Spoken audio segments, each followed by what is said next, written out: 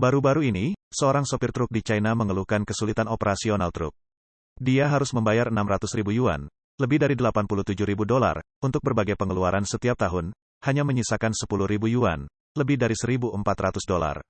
Dia terus terang mengatakan bahwa sopir truk adalah kelompok konsumen dan hutang terbesar di China saat ini, dan dia akhirnya memahami mengapa para ahli selalu punya alasan yang tak ada habisnya untuk menuntut likuidasi dan upgrade truk.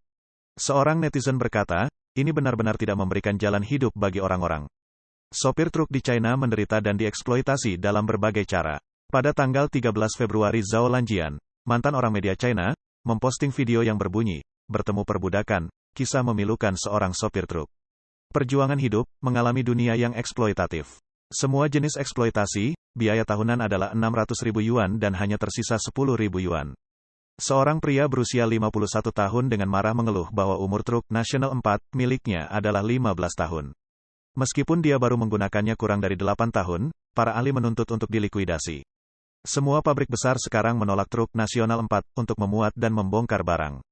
Pria itu berkata bahwa dia telah menjadi sopir truk hampir sepanjang hidupnya, menjalankan rute tertentu Hebei Langfang ke Xibei, perjalanan pulang pergi kurang dari 3.000 km, biaya bahan bakar lebih dari 6.000 yuan, 874 dolar, dan tol jalan raya juga 6.000 yuan, 3 kali perjalanan pulang pergi sebulan, tagihan bahan bakar saja mencapai 240.000 yuan, hampir 35.000 dolar, setahun, biaya jalan tol juga 240.000 yuan. Selain itu, perawatan truk dan biaya lainnya juga sekitar 40.000 yuan, lebih dari 5.800 dolar per tahun. Biaya asuransi lebih dari 20.000 yuan, 2.900 dolar, dan biaya ban lebih dari 10.000 yuan, lebih dari 1.400 dolar. Pengemudi dengan marah berkata, saya juga harus membayar tambahan 10.000 hingga 20.000 yuan untuk berbagai denda jalan dan biaya lain-lain. Total biaya akan mendekati 600.000 yuan setahun, hanya tersisa lebih dari 10.000 yuan. Saya harus berada di luar siang dan malam, bekerja keras, terkadang dipukuli oleh pemilik yang kejam, dan dipotong biaya pengiriman kecil. Terkadang saya hanya makan 1 kali setiap 2 hari. Jika terlalu sibuk, saya makan mie instan, yang setara dengan 1 tahun tidak mendapatkan apa-apa. Dia melanjutkan, sekarang saya mengerti mengapa para ahli memiliki begitu banyak alasan untuk likuidasi dan upgrade truk dan membiarkan kami orang malang harus membeli truk. Karena selama Anda membeli truk, Anda harus membayar pinjamannya, dan setelah melunasinya, Anda hanya memiliki truk bekas dan tidak berharga ini. Ternyata sopir truk kita adalah kelompok konsumen terbesar sekaligus debitur terbesar. Rasio hutang sopir truk sekarang mencapai 90% atau lebih. Brengsek, ternyata kami membeli truk itu bukan untuk memberi makan keluarga kami tetapi untuk konsumsi. Dalam hal ini, netizen berkomentar, mereka semua adalah tambang manusia. Ini benar-benar tidak memberi jalan hidup bagi orang-orang. Metode partai jahat untuk menjaga stabilitas adalah menyerang langsung 2 kelompok lemah, yang tua dan yang muda. Bagi orang-orang kalangan bawah, mereka dihancurkan tanpa belas kasihan. Orang-orang China lelah hidup dan ditelanjangi serta dieksploitasi selapis demi selapis. Orang muda dan orang paruh baya lelah. Bagi manula, vaksin tidak efektif. Mereka mati begitu lockdown dibuka, dan kematian mereka tidak jelas, tuduhan-tuduhan penuh darah dan air mata.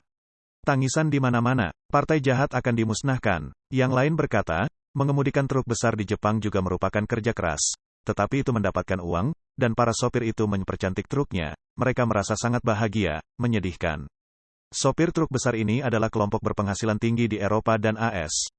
Kebanyakan dari mereka pensiun setelah lebih dari 10 tahun dan membeli tanah pertanian untuk menikmati kebahagiaan mereka. Perusahaan angkutan umum menghentikan operasi di kota karena kerugian berat. Ada tanda-tanda kebangkrutan di mana-mana di China. Tidak hanya para pengemudi truk yang meratapi kesulitan operasional, tetapi juga perusahaan transportasi umum Mohe Heilongjiang, yang bahkan tidak mampu membayar karyawannya, juga berencana untuk menangguhkan bus di kota karena kesulitan dalam pengoperasian.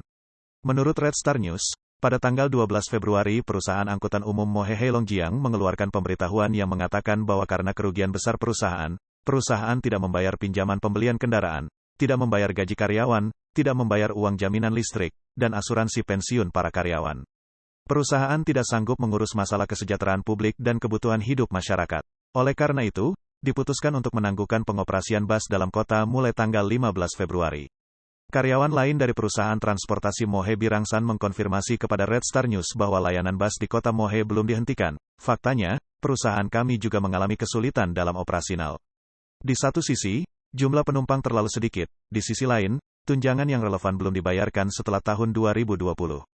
Kami semua beroperasi dalam kerugian dan masih terus beroperasi.